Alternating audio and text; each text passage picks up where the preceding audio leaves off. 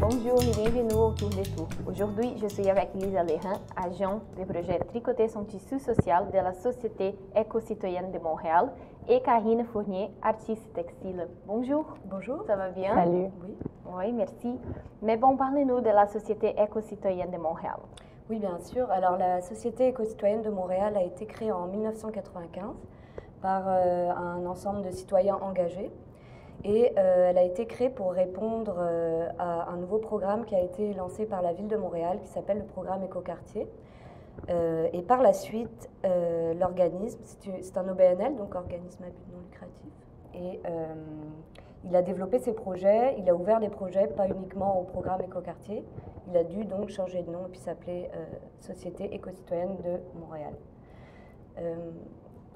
Je peux dire 2-3 mots. Le programme Écoquartier, on entend souvent parler, puis on me demande qu'est-ce que c'est. En fait, il y a plusieurs volets. Il y a le volet propreté, donc il y a des grandes corvées qui sont mises en place. Il y a le volet verdissement et puis embellissement des rues.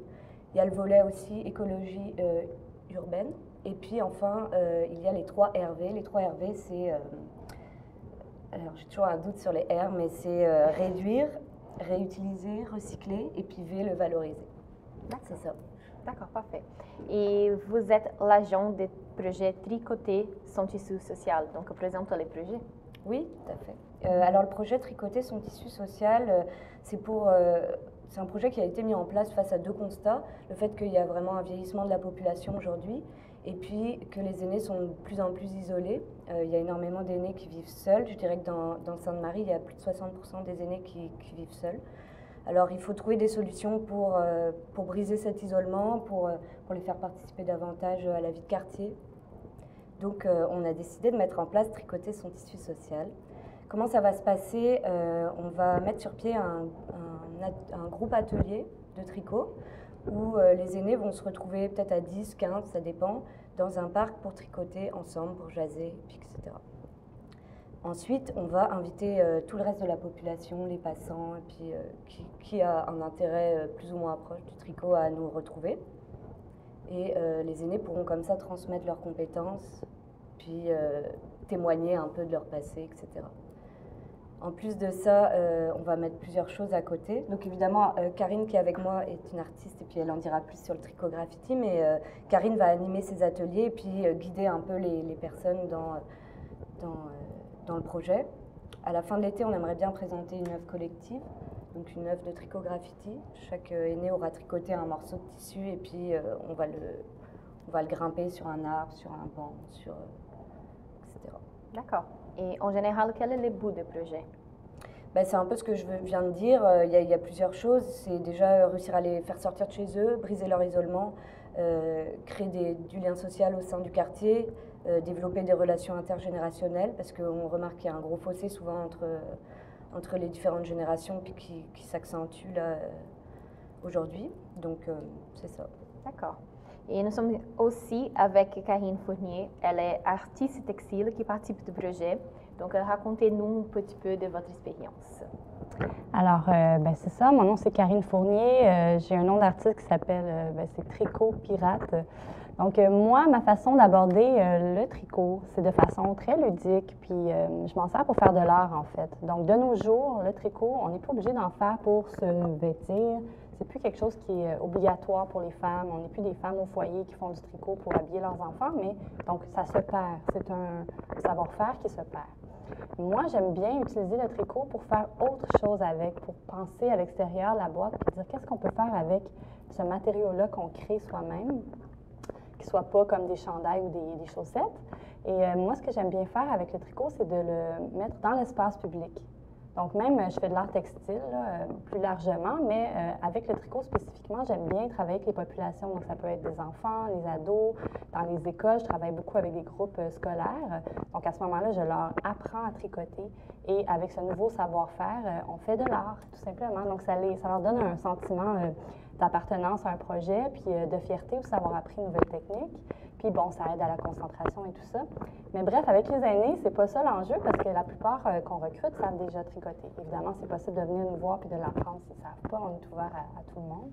Mais c'est vraiment de prendre ces savoir-faire-là qu'ils font déjà et de s'en servir d'une autre manière pour animer la vie de quartier, pour justement les faire sortir de leur isolement. Puis moi, ça me parle beaucoup de travailler dans ce contexte-là. D'accord, c'est parfait, c'est génial. Mais bon, quand votre relation personnelle avec le tricot a commencé? Personnelle, oui, bien c'est ça. Moi, en 2010, j'avais appris à tricoter juste comme ça, par moi-même, avec des amis. Ça vient pas de... Il y a beaucoup de gens qui apprennent à tricoter avec leur famille, avec leur grand-maman, donc c'est très relié à la famille. Mais dans mon cas, c'était pas comme ça. Puis, mais je chérissais beaucoup cette chose. C'est vraiment juste d'apprendre la base du tricot, puis je me disais, qu'est-ce que je peux faire avec ça? Puis j'ai fait des petites recherches parce que je suis artiste. Donc, je me suis dit, comment je pourrais m'en servir d'une façon artistique? Donc, j'ai trouvé le tricot graffiti. En anglais, on dit yarn bombing. Donc, si vous faites des petites recherches là, sur Google, ça va vous montrer des images. Il y en a à travers le monde. C'est un art qui est international, puis c'est souvent anonyme. Les gens vont mettre du tricot dans leur ville, dans leur environnement, de façon totalement anonyme. Puis, c'est vraiment quelque chose comme un don de soi. Je trouve ça intéressant de... Ça prend du temps à tricoter. Tu sais, chaque maille prend un certain temps. Puis là, pour produire une œuvre qui est quand même assez grande, puis venir la mettre sur un poteau, sur un arbre. Puis c'est un don de soi. Puis c'est pour dire aux gens, bien écoutez, dans la vie, là, ce qui est important, c'est quoi? Est-ce que c'est d'aller... je sais pas comment l'expliquer. Des fois, c'est comme un peu... Ça m'obsède parce que je me dis, Colin, dans notre vie, on se lève le matin, on va travailler, après ça, on va se coucher. Mais tu sais, il y a d'autres choses qu'on peut faire aussi pour essayer de, justement, tisser des liens, puis de mettre un peu de beauté dans la vie des gens qu'on connaît même pas, en fait, de nos voisins, puis de créer un petit peu quelque chose un effet de surprise ou quelque chose d'un peu « Ah, mon Dieu, il y a de la laine, mais pourquoi il y a de la laine dans l'environnement urbain? Ça me fait penser à quoi? C'est réconfortant, ça me fait penser à ma grand-mère, puis c'est joyeux, j'ai envie d'y toucher, c'est doux. » Puis juste comme apporter cette petite touche-là de folie dans la vie des gens, c'est ça qui m'intéresse. D'accord, parfait. Mais Lisa, comment les gens peuvent-ils s'inscrire pour participer au projet? Pour s'inscrire, il faut simplement appeler à la SEM, à la Société éco-citoyenne de Montréal, et puis demander Lisa. Alors, le numéro, c'est le 514-523-9220. Et puis, c'est ça. Je ne sais pas s'il y a d'autres questions, mais il y a deux autres points que j'aurais aimé aborder. C'est qu'en plus de ces ateliers tricot, on va mettre en place des ateliers pour les enfants. Donc, on aura une animatrice de la SEM qui va nous rejoindre, puis qui a préparé plein de super choses là, pour les enfants, autour des tissus recyclés, puis des arbres, de plein de thèmes différents. Puis évidemment, il y aura une collation avec du bon café qui seront offerts pendant ces ateliers. Donc n'importe qui est le bienvenu. Et puis...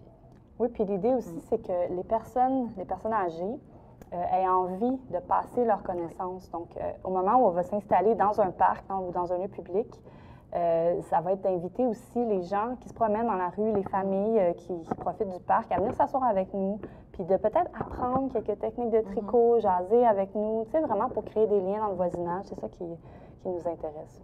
Puis je pense qu'on peut quasiment confirmer le lieu, parce qu'on voulait parler du lieu avec les aînés, que ce soit un lieu qu'ils connaissent et puis dans lequel ils sont à l'aise.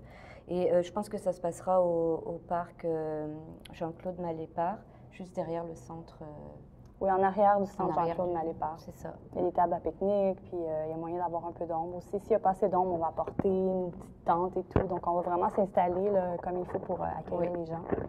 Puis la laine, tout le matériel est fourni. Donc ça, c'est important pour nous, là. Et puis pour les aînés qui aura du beau matériel qui sera là pour eux. Oui, la laine très colorée et puis plein d'aiguilles à tricoter. Parfait. Bon, merci beaucoup. Ben, merci. Merci. Et merci à vous. À la prochaine.